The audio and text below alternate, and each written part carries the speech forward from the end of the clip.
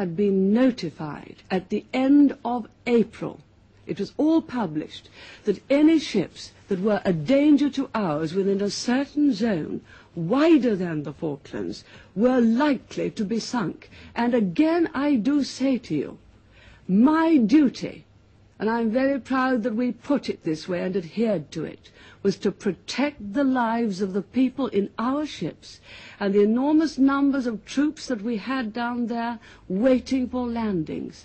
I put that duty first. And when the Belgrano was sunk, and I ask you to accept this, she was in a position which was a danger to our Navy. Mrs. Gould, let me ask you this, Mrs. Gould. What motive are you seeking to attach to Mrs. Thatcher and her government in this? Is it the inefficiency, lack of communication, or is it a desire for action, a desire for war? It is a desire for action and a lack of communications, because on giving those orders to sink the Belgrano, when it was actually sailing away from our fleet and away from the Falklands, was in effect sabotaging any possibility of any peace plan succeeding. And Mrs. Thatcher had 14 hours in which to consider the Peruvian peace plan that was being put forward to her, in which those 14 hours, those orders could have been rescinded. Right, Mrs. Thatcher. One day, all of the facts in about 30 years' time will be published. That is not good enough, Mrs. Thatcher. I am just... Mrs. Gould, would you please Mrs. Thatcher answer. let me answer? You've put a fair point. Would you please let me answer? I lived with the responsibility for a very long time. I answered the question giving the facts, not anyone's opinions, but the facts. Those Peruvian peace proposals, which were only in outline, did not reach London until after the attack on the Belgrano. That is fact. I'm sorry, that is fact, and I am going to finish. Did not reach London until after the attack on the Belgrano. Moreover, we went on negotiating for another fortnight after that attack. I think it could only be in Britain that a Prime Minister was accused of sinking an enemy ship that was a danger to our Navy, when my main motive was to protect the boys in our Navy. That was my main motive, and I'm very proud of it. Mrs. Gould, one day all the facts will be revealed, and they will indicate, as I have said. Mrs. Gould, have you got a new point to make? Otherwise I must move just on. one point. I understood that the Peruvian peace plans on a nationwide programme were discussed on the midnight May the 1st. If that outline did not reach London for another 14 hours, I think there must be something very seriously wrong with our communications, and we are living in a nuclear age when we're going to have minutes to make decisions, not hours. Let's I move have on. indicated what the facts are. The job of the Prime Minister is to protect the lives of our boys on our ships. Let's move And on I'm to proud discuss that's what I that did. nuclear age, Mrs. Thatcher. Sir, I really hope that someday we are going to have a situation here when Prime Minister is going to have opportunity to give opportunity to the citizen to ask him about his judgments and his decisions. Do you think that day is going to come in Macedonia very soon? Well, that's not my decision. I think you provided a great example from the UK of where an individual citizen has access to a Prime Minister and able to ask direct questions. That's not the only sort of forum in which that happens in the UK. The Prime Minister will ensure that he gives briefings to the press so that journalists are able to ask questions and put them directly to him.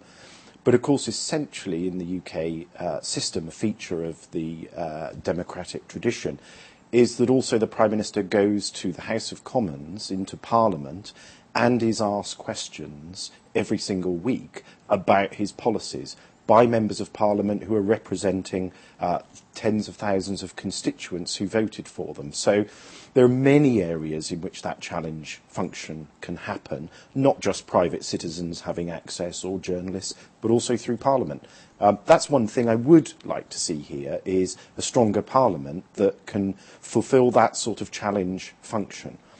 As an official in the UK, I've been on the receiving end of it myself and had Lords put questions to me about policies that the government is pursuing and had to defend those. And I've found that a really illuminating mechanism for challenging the process of government. So to see the Parliament here being able to play that role more fully, I think would be a real strong and desirable character for the institution to have. But I don't get to make the decisions about the formation of Parliament here or in the United Kingdom. You're here how many years, sir? I'm here 10 months. 10 months. Yeah.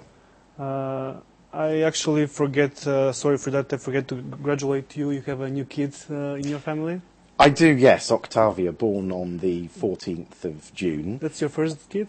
It's our first child together, yeah. We're very, very happy. Congratulations for that. Thank you. I think the journey here has been remarkable because I think arriving in Macedonia was a real pleasure. Everyone's been really welcoming. I think it's a terrific place to live, and that's been great. But of course, in the time that I've been here already, I've seen a parliamentary election here.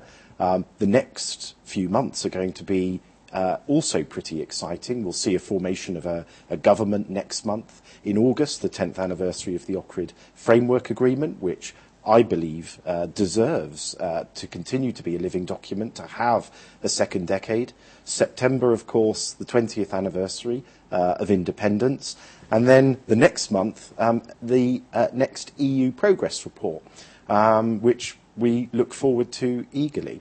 So I think the coming months are very exciting. For me personally, having had a baby here just 2 weeks ago today is terrific. Are you Macedonian son-in-law?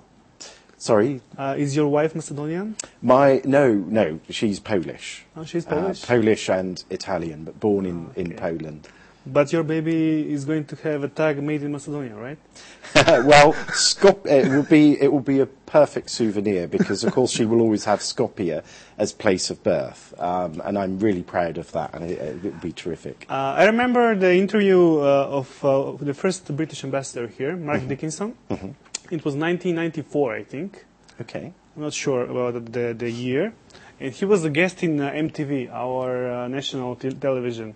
And the young journalist asked him what he think about Skopje, about the city. And he was speaking Macedonian, and on very slowly Macedonian, he said this: Skopje is very, very ugly city. And the journalist, the young journalist, she was shocked. But he said, but the people are wonderful. What do you think about Skopje? Well, I really like it. I really like it. I came here on a visit for 2 or 3 days last May before taking up my posting. And I turned around to my partner Annette on the plane on the way back and said, I wish my posting started today. And she said, so do I.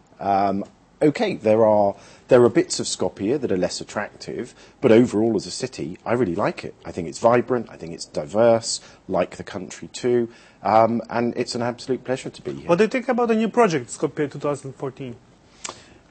Well, I can understand that any city will embark on a project to make the place more beautiful, to attract tourism, and I think every city in the world does that, just as we've done in London over the years. So I would imagine that will make the place more enjoyable for people over years.